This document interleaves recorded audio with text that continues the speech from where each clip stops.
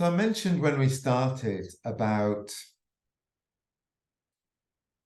been running these courses for a long time that have been really astonished at how well we can actually connect this way on Zoom. So the actual structure of the course is 10 till 5 from the 1st of December to the 5th of December. Have an hour-long break at lunchtime. We'll also have breaks in the morning, have breaks in the afternoon. We'll do breakout rooms. I'm a big fan of breakout rooms because I think when we do breakout rooms, that gives you a chance to go away from the teacher and talk about your experiences of the course.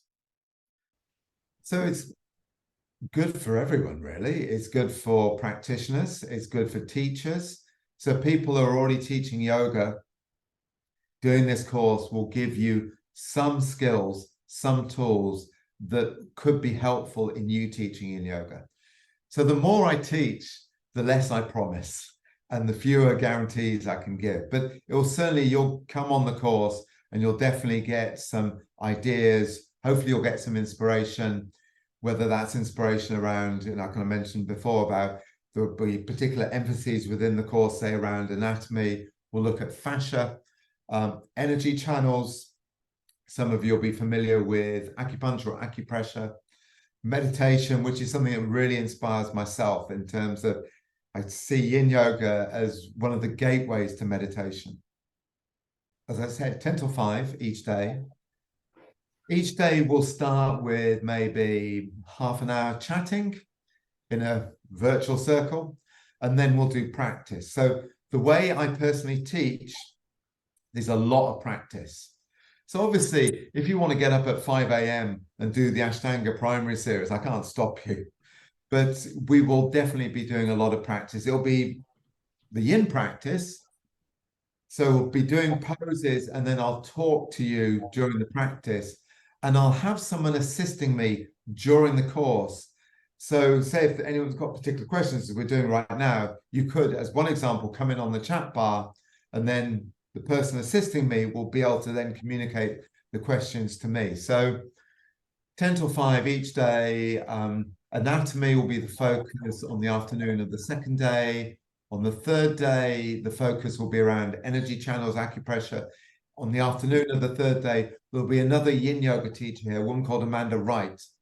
Because the last thing I want you to do is to go away from this course thinking it's Norman's way or the highway. Because there are so many different ways we can teach this practice. And I very much believe in what you might call the multi-teacher model, that giving you an opportunity to hear other voices, to see different ways this practice can be taught, is a way of inspiring you to find your own voice.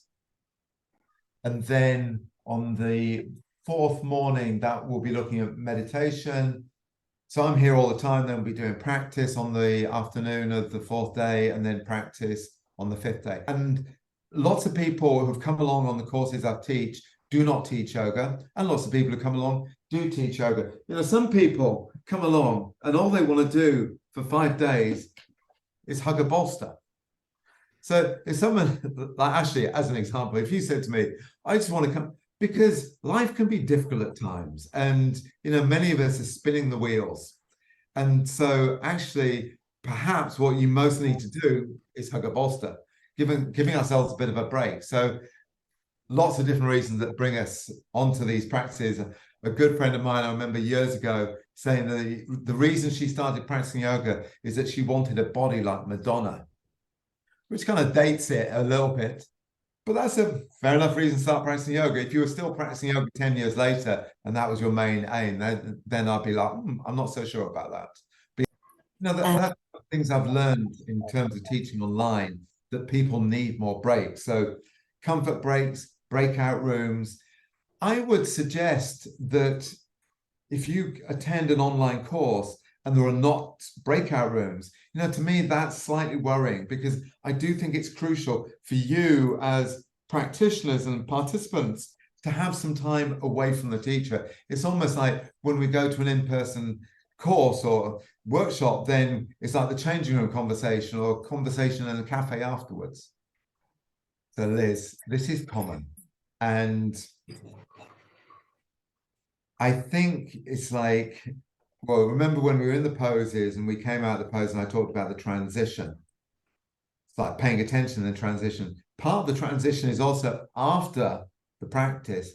And as you said, the next morning. So if you wake up the next morning, you're like, whoa, I can't move, then clearly edges were exceeded. So hypermobility is common within yoga communities, partly because there's a level of self-selection. So someone who's hypermobile, which also, as you mentioned, means they can be quite restricted in one area of their body and really mobile in another area of their body. They could come along to a yoga class and they think, oh, I'm good at yoga. And then they'll continue. Whereas someone who's like more generally restricted, they might come along to a yoga class saying, oh, I'm not flexible enough for yoga. And then they'll go and play park football. So what I would really emphasize when teaching is about, particularly for those who are less familiar with the practice, err on the side of caution. Take your time. Be yin in the yin. The number of times people have been yang in the yin, and then they're like, actually, my wow became ow. So for yourself, I would really recommend, I don't know where your base is, but there's a teacher in London called Jess Glennie, and she's written an excellent book, which I highly recommend to all yoga teachers, but also practitioners who are hypermobile, called Hypermobility on the Yoga Mat. So that might give you some ideas. That might be helpful.